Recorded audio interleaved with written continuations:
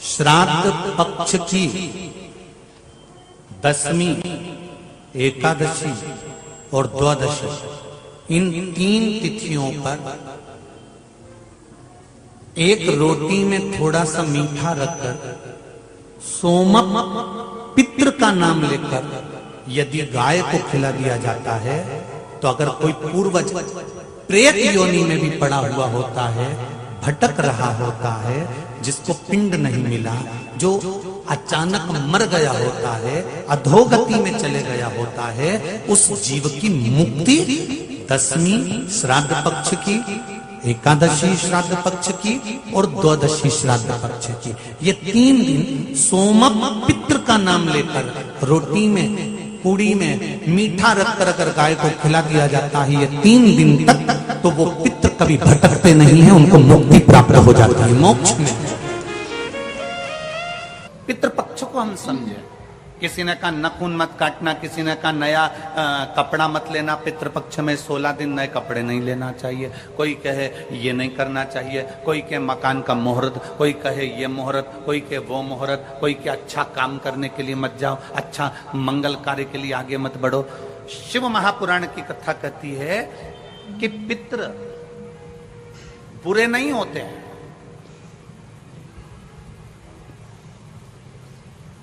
पितृ बुरे नहीं होते हैं। आज लोगों के मन में बड़ा भय हो जाता है। व्हाट्सएप खोलो, फेसबुक खोलो, तो ब्राह्मणों के लिए लोग कमेंट्स करना प्रारंभ कर देते हैं कि अब श्राद्ध पक्ष चालू हो गया, ब्राह्मण जीमने के लिए जाएंगे। कोई ब्राह्मण की तुलना कौवे से कर देता है, कोई कुछ कह देता है, कोई कुछ कह देता है। ना,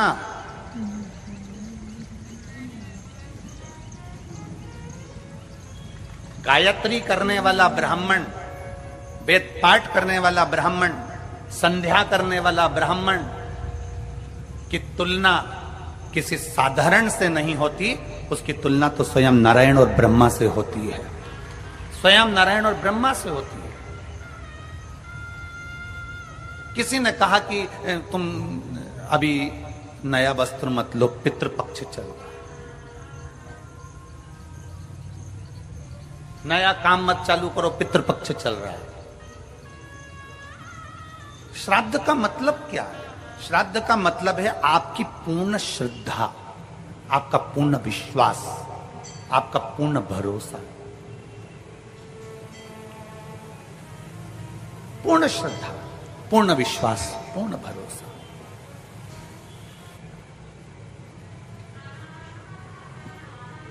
पितृपक्ष श्राद्ध का समय गलत समय नहीं है। कोई काम आपको शुरू करना है तो पितृपक्ष में शुरू कर सकते, बस पितृपक्ष में एक काम चालू करो। पितृपक्ष में बन सके गौ माता को रोटी दो, पितृपक्ष में बन सके गौ माता को जल दो, पितृपक्ष में बन सके तो भूखे को भोजन कराओ, प्यासे को पानी पिलाओ। पितृपक्ष में बन सके, तुम्हें किसी ने कह दिया, कोई विद्वान ने तुम्हें बता दिया कि तुम्हारे पितृ दोष है, तुम्हारे घर में काल सर्प दोष है, तुम्हारे घर में ऐसा दोष है, तो एक काम चालू करो, 16 दिन श्राद्ध के एक चावल का दाना देवाधिदेव महादेव के शिवलिंग पर समर्पित करो, दूसरा चावल का दाना अशोक सुंदरी की जगह पर समर्पित करो, और 1 लोटा जल पहले अशोक सुंदरी वाली जगह पर थोड़ा सा चढ़ाओ, उसके बाद शंकर भगवान को उस जल को अर्पित करो, अपना गोत्र बोलकर, अपने पितरों का स्मरण कर कर आपका पितृदोष अपने आप शांत हो जाएगा, दोष मिट जाएगा, आपका पितृदोष शांत, आपका दोष समाप्त।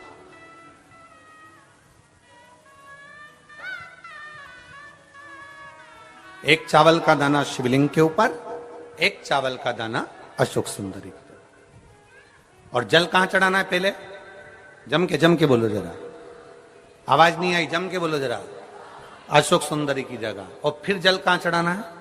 शिवलिंग के ऊपर, शंकर बाबा को क्या बोलकर? अपना गोत्र। जिसको गोत्र नहीं मालूम उसको एक चीज मालूम होना चाहिए, शंकर का नाम, श्री शिवाय नमस्तुभ्यम, ओम नमः शिवाय, नमः शिवाय, गौरी शंकर। शिव महापुराण की कथा कहती है दक्ष प्रजापति के पुत्रों को देवऋषि नारद ने भजन में लगा दिया। एक बेटी हुई जिसका नाम था स्वधा। क्या नाम है उसका? जम के बोलिए जरा, स्वधा। जितने लोग कथा सुन रहे हैं आस्था चैनल पर, पंडाल में, फेसबुक, यूट्यूब पर, तर्पण शिव महापुराण में इस नाम का उच्चारण 5 बार आप लोगों को करना है। ये स्वधा दक्ष प्रजापति की बेटी है और पितरों की धर्म पत्नी है। इस पितरों की धर्म पत्नी स्वधा का नाम लेने से अगर हमने कंडा, गोबरी, गाय का जो गोबर होता है कंडा, उसको जलाकर अगर धूप नहीं दी हो या किसी ब्राह्मण को भोजन आदि नहीं कराया हो या तिलांजलि तर्पण नहीं करा हो, पिंड नहीं दिया हो या श्राद्ध पक्ष में किसी को कोई दान ना करा हो तो उसका दोष ना लगे, उसके लिए तर्पण शिव महापुराण में पितरों की धर्म पत्नी स्वधा का नाम का स्मरण आप और हमको साथ में करना। सभी लोग एक साथ में बोलेंगे, स्वधा स्वधा स्वधा स्वधा स्वधा। बस ये 5 बार जो उच्चारण आपने पितरों की धर्मपत्नी स्वधा का करा है, जिस समय पर पितृलोक से आर्यमा देव के साथ में हमारे यहां पर आते हैं। और मेरा बहुओं से निवेदन है, बेटियों से निवेदन है, माताओं से निवेदन है, मान लो आपको कोई ब्राह्मण देवता ने कहा कि आपके यहां पितृदोष है,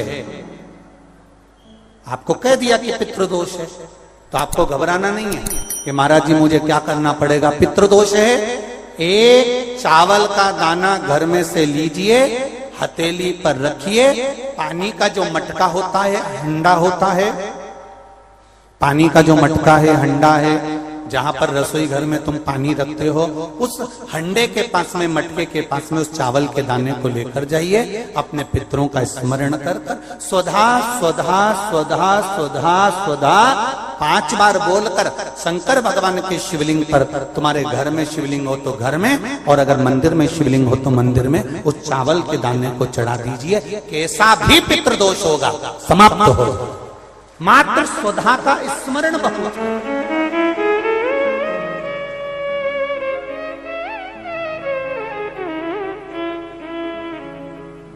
हम तो उनसे भी कहेंगे जिनका बार बार एक्सीडेंट होता हो,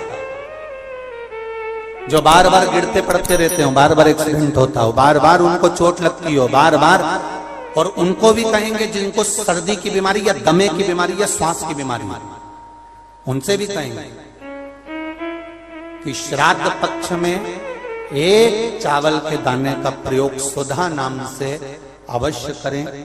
चलने में दम नहीं भराएगी, श्वास नहीं भराएगी।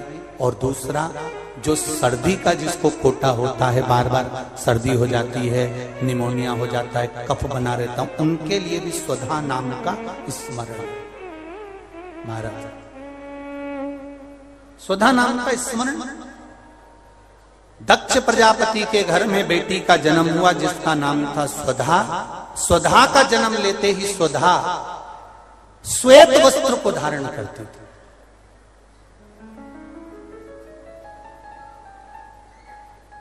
कोई वस्त्र अगर स्वधा पहन रही है तो श्वेत वस्त्र धारण कर रही है। एक दिन माता प्रसूति ने स्वधा को बुलाया। स्वधा, आप इधर आओ। स्वधा आई। हाँ मां। बेटी, जब घर में इतने सारे आभूषण हैं,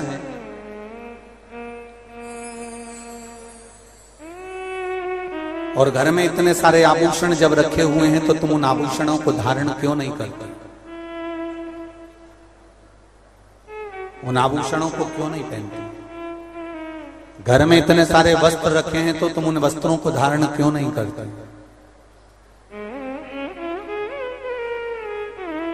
स्वधा गति है मां। संसार सागर में जब किसी के प्राण छूट जाते हैं और प्राण छूटने के बाद वो जीवात्मा अगर अच्छी जीवात्मा है तो वो देवलोक चली जाती है। जो बुरी जीवात्मा है वो भटकती रहती है, भटकती है। मां उन जीवात्माओं के कल्याण के लिए मैं श्वेत वस्त्र धारण करता हूं। श्वेत वस्त्र, श्वेत चावल का दाना, श्वेत दूध, श्वेत दही, श्वेत शकरखंड, श्वेत पुष्प,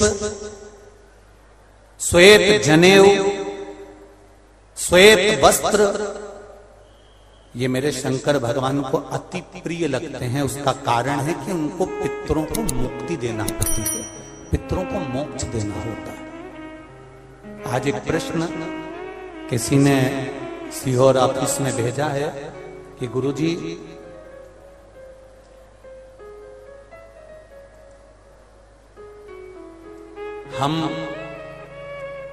हमको श्राद्ध पक्ष में हम जो ब्राह्मण को भोजन कराते हैं या हम किसी को भोजन कराते हैं तो वो हमारी जीवात्मा को क्या वो मिलता है?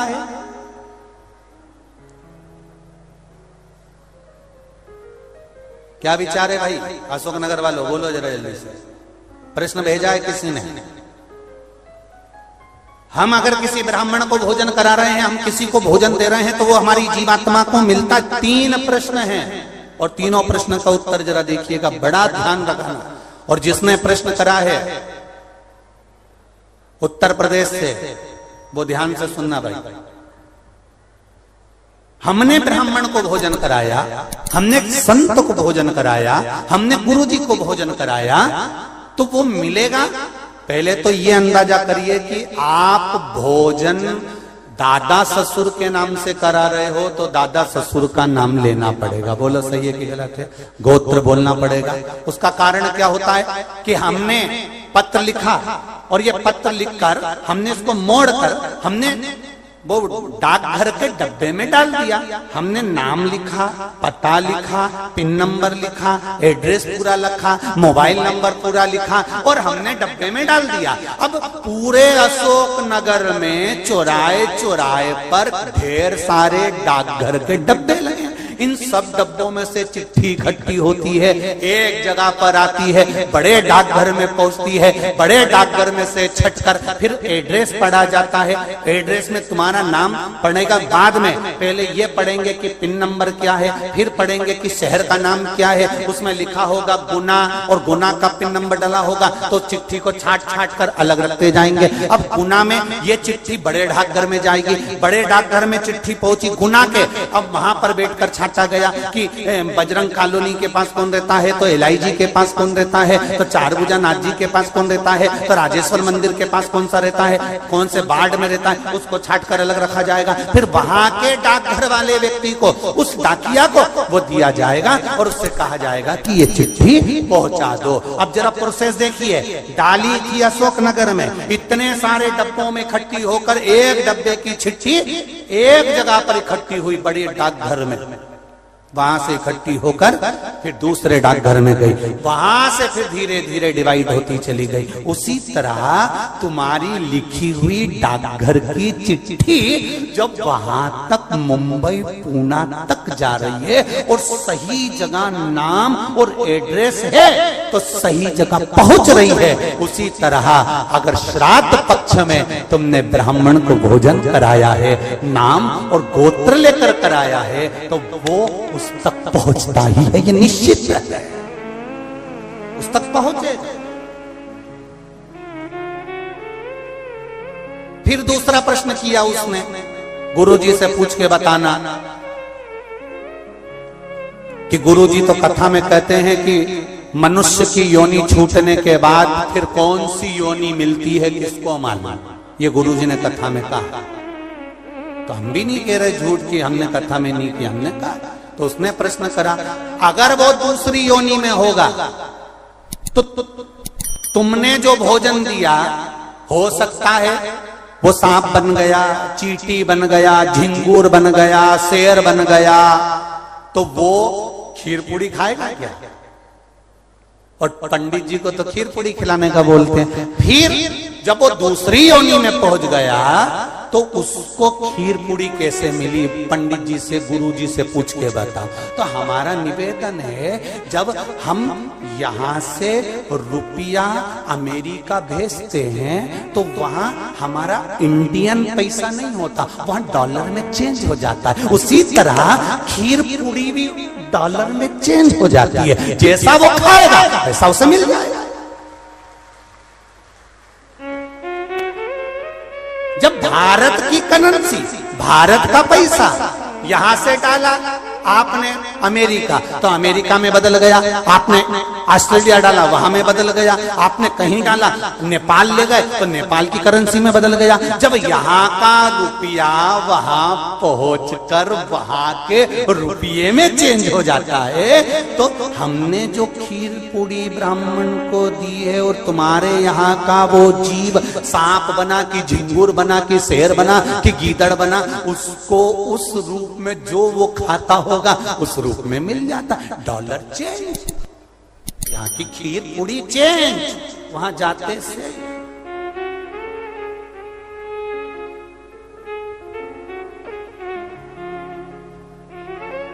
फिर तीसरा प्रश्न लिखा, अगर हमारे घर के पूर्वज शिव महापुराण की कथा सुन सुन के तर गए तो फिर हम श्राद्ध काय को करें?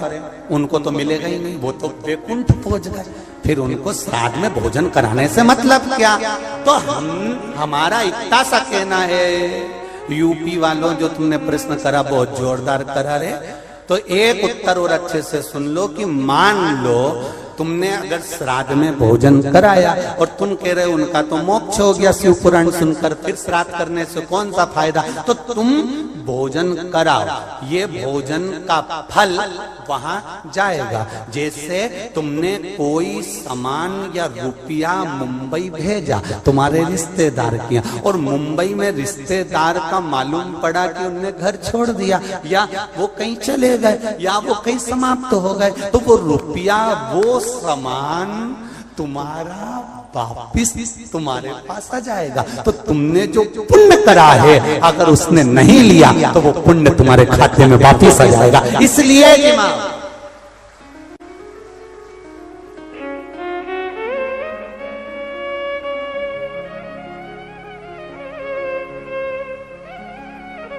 पुण्य करो, सत्कर्म करो। और कथा का स्मरण, बड़े बड़े किस्मत वाले हैं अशोक नगर वालों, बहुत बहुत किस्मत वाले हो। घर जाके नजर उतरवा लेना राई नोन से, इतनी जोरदार किस्मत पायो कि तर्पण शिव महापुराण की कथा और कोई साधारण जगह पर नहीं, राजराजेश्वर की भूमि पर श्रवण कर रहे हो, कोई साधारण जगह नहीं। बाबा देव अधिदेव महादेव राजेश्वर भगवान की भूमि पर श्रवण कर रहे हो, किस्मत वाले हो, तर्पण शिव महापुराण की कथा सुन रहे हो। और आज कथा का कौन सा दिन है? चौथा। कितने दिन बचे? 25 को समापन, अमावस्या, खीर पूड़ी खाओ और दूसरे दिन से फरियाल की तैयारी में लग जाओ।